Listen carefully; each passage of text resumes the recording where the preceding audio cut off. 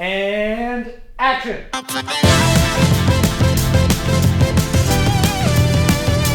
Honestly, Sonic Boom's like kind of hard for me to talk about. Sad high five today, guys. There will be no more episodes of Sonic Boom, my musical shenanigans show with Rob Scallon. It's been amazing in so many ways, but behind the scenes, there have been a lot of challenges, and unfortunately, it's just not sustainable anymore. Rob and I wanted to make this video to let you know why that is, and show you how the show is made, and just provide some closure on this chapter of our creative lives. Boom! Boom! Boom! All right, ready? Boom on three. Boom! The concept of Sonic Boom is actually pretty simple. We just take on a different challenge each episode and hope we end up with some good music. Also, there's an amazing house band. This is the easiest $28 I've ever made. For sure. However, actually making the show has been one of the most complicated and resource-intensive things I've ever done in my life, maybe second only to my space opera. Rocks! Yeah! I came up with the idea for Sonic Boom because Rob and I just have so much fun together doing 1st of October, which if you don't know is our band that only exists for one day a year, and on that day we try to write and record a full album. I just thought it would be great if there was a way that Rob and I could hang out more often and that our fans could see us together more often and we could just make more stuff more often. Let's shoot it. Sound is rolling, camera's rolling, we're just getting right into it. Isn't it fun being in the studio?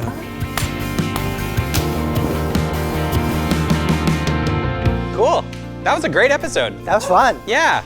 Another thing that was on my mind was batch shooting and delegation. I've got 2 kids now. I've got multiple products and business partners. At the time we were shooting, I was also writing a book, but I still love making YouTube videos, and I was trying to think of a video format where I wouldn't have to worry about any camera stuff, where there wouldn't be any super technical musical details, because of course, when you're trying to teach more complicated music stuff, the person who knows the material kind of has to be involved in the edit. I wanted to hand off as much post-production as possible, and I really just wanted to bottle that 1st of October energy into something that we could repeat often and shoot way in advance. I think that's something that's interesting that people might not know that watch the show is like it's done like back to back to back to back. It's 9:15 right now. If we could be finished thumbnails and everything else by noon, we're smiling. That's great. Sweet. Can we cut the And I cameras? think we cut the camera. All right, yeah, let's reset for episode 500. Awesome. We filmed 2 seasons, 13 episodes per season. Each season was shot in a week.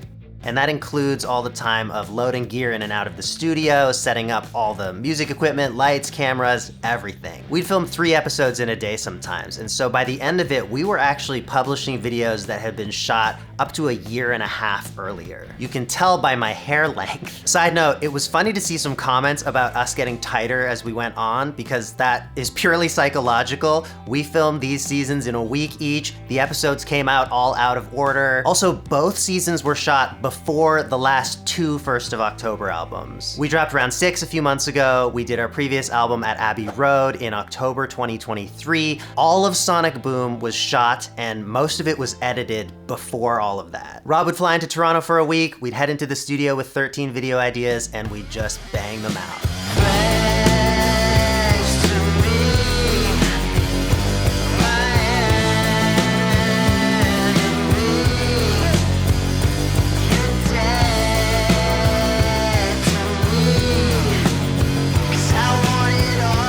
Starting to fade a little bit.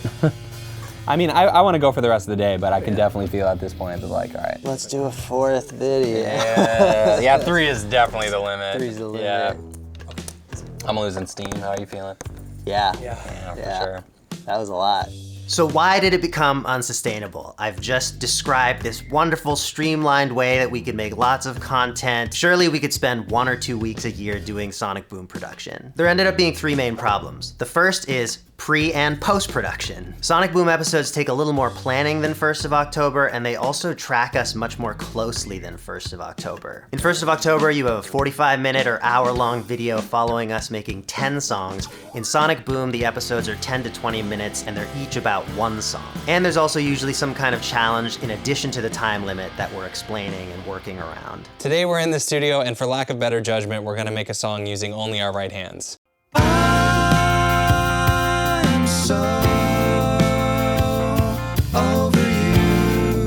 So it is a lot more editing, and that is compounded by the fact that we need a lot more coverage to show the behind the scenes of the songs in more depth. So we're using 6 cameras on Sonic Boom, which is double the amount that we use on 1st of October. It's not a show with a set format or pace. Almost every episode has a different musical concept, and we're coming up with music on the fly, so the process is always different too. I also work on the mixes with Marty, who's one of our engineers. We're doing the same rules as 1st of October, where everything is written and recorded on the day of the shoot, and we'll have a rough mix on the day of, but proper mixing and mastering and production polish happens in post. And Marty's been a great help with that, but I'm still involved in mixing because that's just the kind of artist I am. I usually have a very specific vision for a mix. All that to say, production happens in a week, and that's amazing, but pre and post take months, and I'm just not able to be as hands-off as I hoped I could be.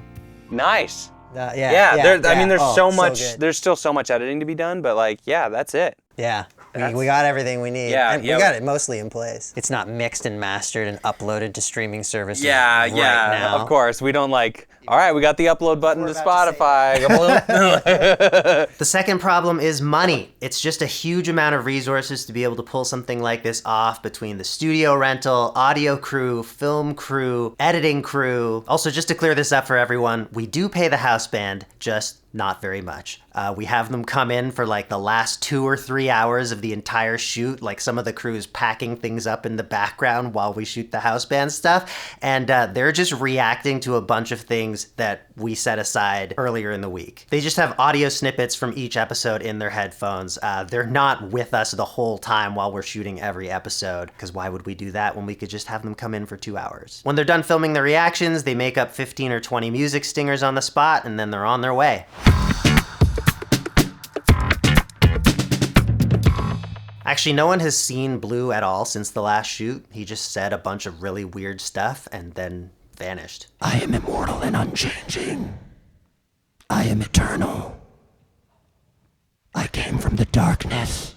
I remember what kind of put it together was the house band. Yeah, which was actually, I feel like that was Galen on my team. Just threw that out at random. Galen or Phil, they're both super funny, and that's just the kind of humor that we like around here. Which I didn't really understand at first until we started filming, and I was like, oh, I get it. Yeah, I didn't realize just how good of a part of the show they would be. Maybe we should have a show. Yeah. Got the budget? No. Doesn't look like they do, though.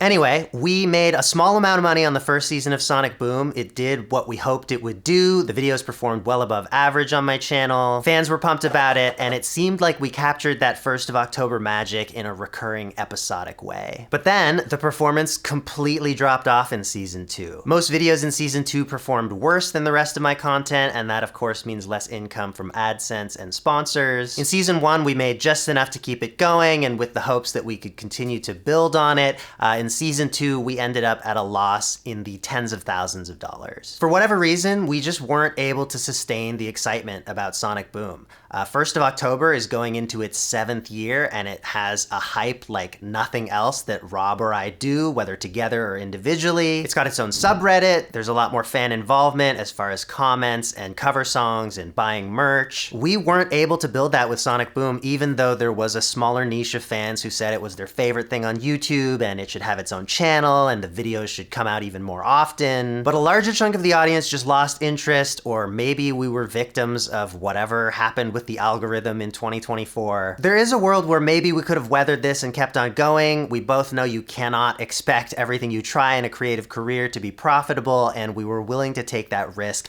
But that brings us to the third problem. You gotta wake up at 3 a.m. Write up on a business plan. Read a book, write a book, eat a book, meditate.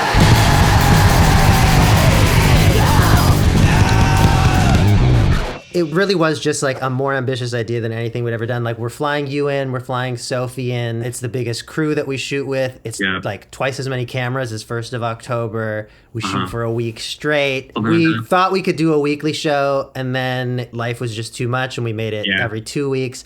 And then for Season 2, life was even more, and we made it once a month. It's far beyond the bandwidth that we've ever operated at. We're not the people who should be fully at the helm of that. We should be the creative directors and not trying to like plan the whole thing and execute the whole thing. Yeah, trying to do both at once while also having anything else going on is extremely ambitious. Yeah, I mean, we were affected by things going on with your health, and we'll talk about that a bit too. Yeah, big time. And then, yeah, I didn't know what a whirlwind it would be to add a second kid to my family. I thought it was I already figured out how to be a parent. No problem. Yeah, just double it. Yeah. Even if Sonic Boom continued to do really well, it's just a lot. It needs a lot of time and energy and work from us, and Rob and I both right now need to be cutting back rather than taking on more. We love doing the show, but there are a million things that we want to do. We both already can't fit in all the things that we want to do, and so unfortunately, when something has to be cut,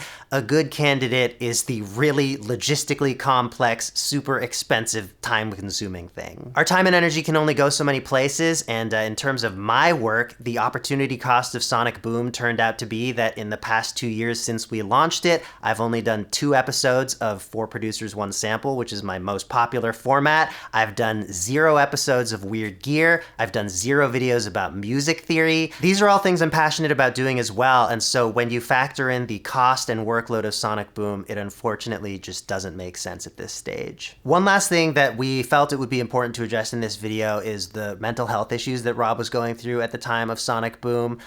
He's doing much better now, but this was definitely a thing that made shooting seasons 1 and 2 much more challenging. Honestly, Sonic Boom's like kind of hard for me to talk about. Like it's pretty tough because of what was going on medically for me at the time. And they both of those seasons happened at like near the peaks of when things were like really going wrong. The truth with season 1 is that I was high out of my mind, just blitzed beyond belief. Not like on illegal drugs, like it wasn't that. I got on a medication for something else that has a big side effect for people with bipolar disorder, which I was then diagnosed that I had, that shoots you into mania, which I've been described to as like being high on meth.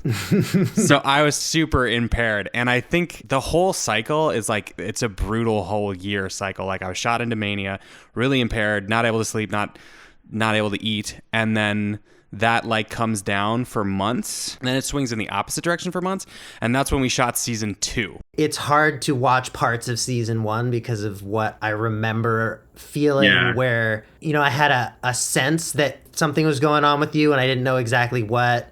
Yeah. And, you know, we hadn't seen each other in a while too. So I was kind of like, is Rob always like this? Because I feel like something's off. But no, but then there were times where I was like, you reminded me of like someone who was on coke. Like you were so...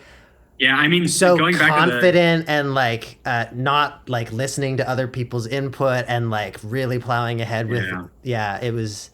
a challenge. Yeah. It's embarrassing. I didn't act like myself. I mean, my brain was misfiring. Like my brain was malfunctioning. I wasn't really able to give it my all given the circumstances. And I also wasn't able to enjoy it to the most of, at least season 2.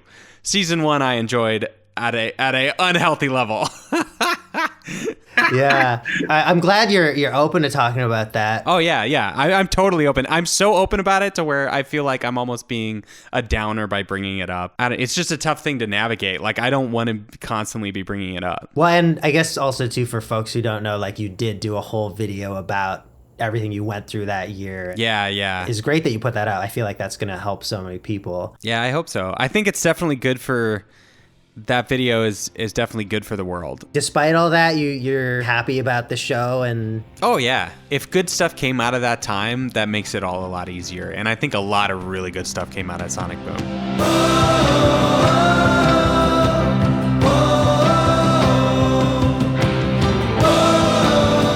We also just released a compilation album, so some of the stuff has been remixed or remastered, but also we've been able to include songs that were too short to be released as singles on streaming, because that's a thing. Check that out, it's linked in the description. Thanks to everyone who supported over the years, and for true closure, I think there's only one thing that we can do. Yeah, I did it, wow, yeah, I did it, and I'm so dang proud.